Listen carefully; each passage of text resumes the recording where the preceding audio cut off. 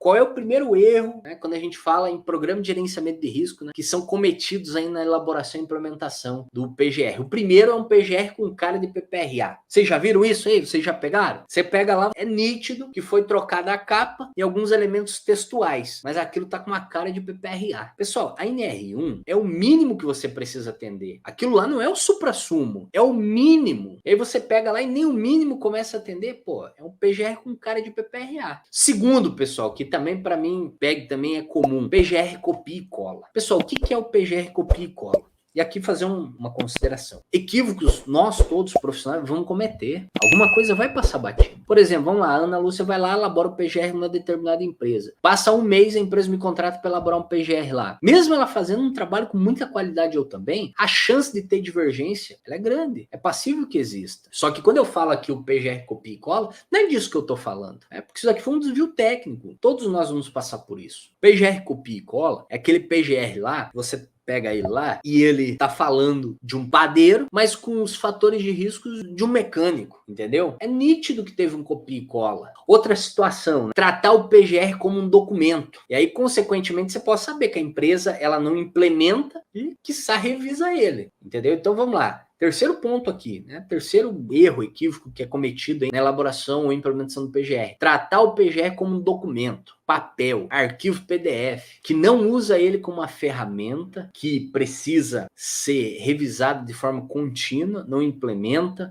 trata de fato como um documento. Eu elaboro agora, daqui 1 ano, 2 anos, 3 anos, vamos me preocupar em atualizar ele. Então esse é muito comum isso no mercado, tanto que agora a gente está chegando aí, a própria NR1 fala lá que o PGR tem que ser revisto no mínimo cada 2 anos, para aquelas empresas certificadas de sistema de gestão a cada 3 anos, ou na ocorrência de algumas situações. E se você for avaliar aquelas situações ali, aquelas 5 situações que implica a revisão do PGR, muitas empresas têm essas situações mês após mês. Mês após mês. E aí aquela questão de eu fiz o PGR agora, vou revisar ele daqui 2 anos, cai por terra. Então, ou seja, esse é um erro, evite em cometê-lo, tratar o PGR como documento. Ele não é um documento, ele é um programa. Programa de gerenciamento de riscos. Pessoal, programa, ele implica um trabalho contínuo. Ele tem uma data para começar, mas não tem uma data para acabar. Não é um projeto. Projeto tem data para começar e data para acabar. Programa não. Vou pegar uma analogia aqui para você entender, a mesma coisa com um programa de televisão. Eu periodicamente vou ao ar. Periodicamente você tem que revisar roteiro, fazer isso, fazer aquilo, gravar, editar. Só uma analogia. Quando você pega o programa de gerenciamento de riscos, é só você imaginar da mesma forma. Periodicamente você está trabalhando em cima dele. Elabora ele agora e vai ver daqui 2 anos. Então a gente precisa ter muita clareza nesse sentido aqui também, né? Então vamos lá. Primeiro ponto, né? Tratar o PGR, você ter um PGR com cara de PPRA. Segundo ali, o PGR copia e cola. O terceiro é tratar o PGR como um documento. Um outro erro cometido na elaboração e implementação do PGR, também muito comum, que eu me pego bastante, é PGR setorial elaborado como geral. Você pega lá um PGR setorial e ele é elaborado como um PGR geral. PGR geral, NR1. PGR setorial, exemplos, NR18, NR22, NR31. Por exemplo, construção civil. O PGR da construção civil, com base em NR18,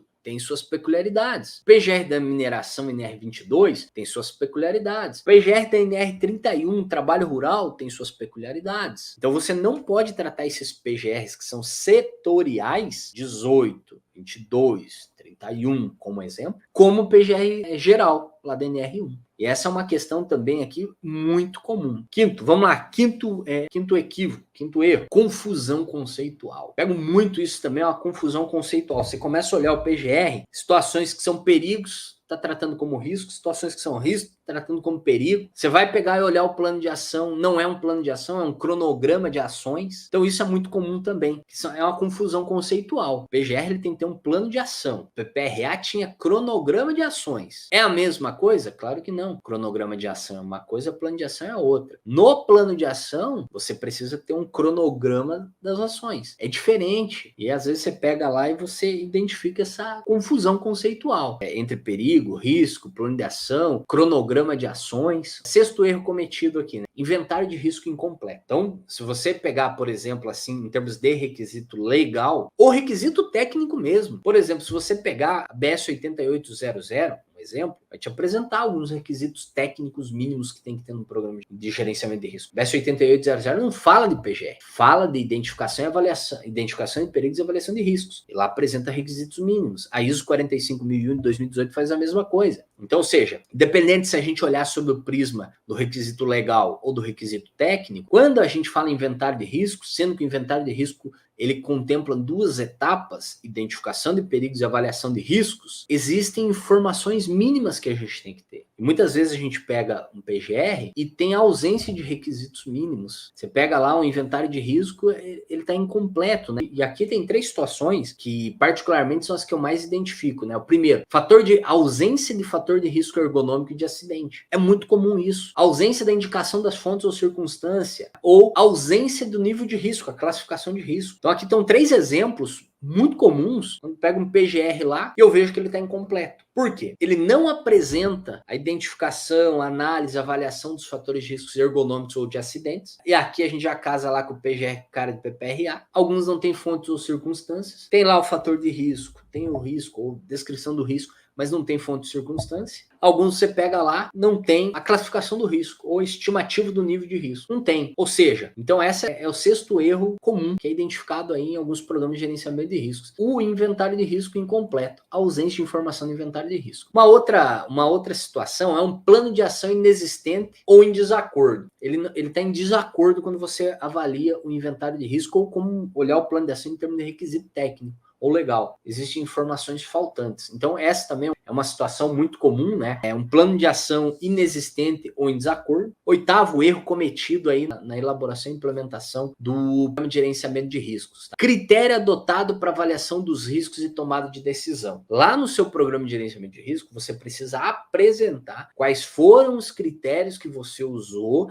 para fazer a avaliação dos riscos e tomar de decisão. Pessoal, isso daqui nada mais é do que metodologia de análise e avaliação de risco. Muito se fala, né, popularmente é conhecido como matriz de risco. Matriz de risco é uma das metodologias existentes para você fazer análise e avaliação de riscos. Existem outras, além de matriz de risco, mas é a mais utilizada aí na área de SST. Então é muito comum você pega lá um programa de gerenciamento de risco, tem ausência de critério, ausência de metodologia, não apresentou qual é o critério que está sendo usado. Aí apresenta lá risco baixo, risco moderado, como é que a gente vai saber interpretar isso? Ou critérios, a metodologia é confusa. Às vezes você pega lá o PGR, o que é risco pequeno, baixo, moderado, alto? Aí você começa a ler os critérios e você fica confuso, não está claro. Inclusive não tem um referencial que norteia o porquê daquilo, entendeu? Então essa é uma situação também muito comum. Ou a ausência dos critérios, metodologia para análise de risco, ou metodologia confusa, não consegue se entender. E também, né, outro ponto também bem comum, nono,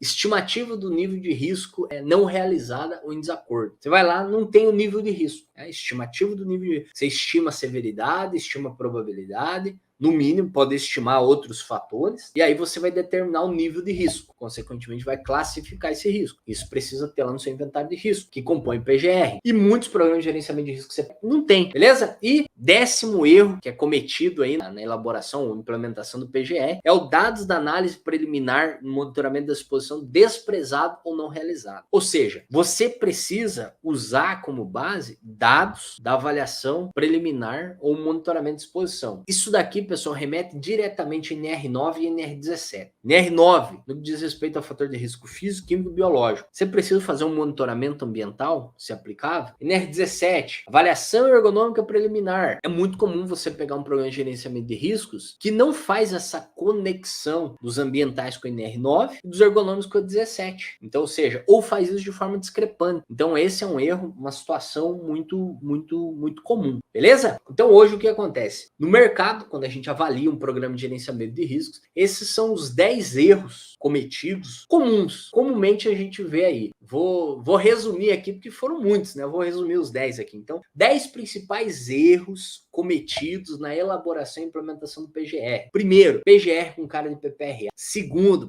copia e cola. Terceiro, tratar o PGR como um documento. PGR setorial elaborado como PGR geral, lá da NR1. Quinto, confusão conceitual. Sexto, inventário de riscos incompleto, ausência de informações. Sétimo, plano de ação inexistente ou em desacordo. 8, critério adotado para avaliação de riscos ou inexistente, né, a ausência dos critérios da metodologia que você usou, ou a metodologia confusa. 9. Estimativa do nível de risco realizada em desacordo ou inexistente. Ou você não realizou a estimativa do nível de risco, ou você realizou em desacordo, inclusive, com a sua própria metodologia. E 10, dados da análise preliminar ou do monitoramento das exposições desprezado, não realizado. Você não levou em consideração o que aborda NR9 nem NR17. NR17 nos fatores ergonômicos e NR9 relacionado aos fatores ambientais. Então, esses aqui são os 10 equívocos cometidos aí, muito comum de ser observado e identificado num programa de gerenciamento de riscos.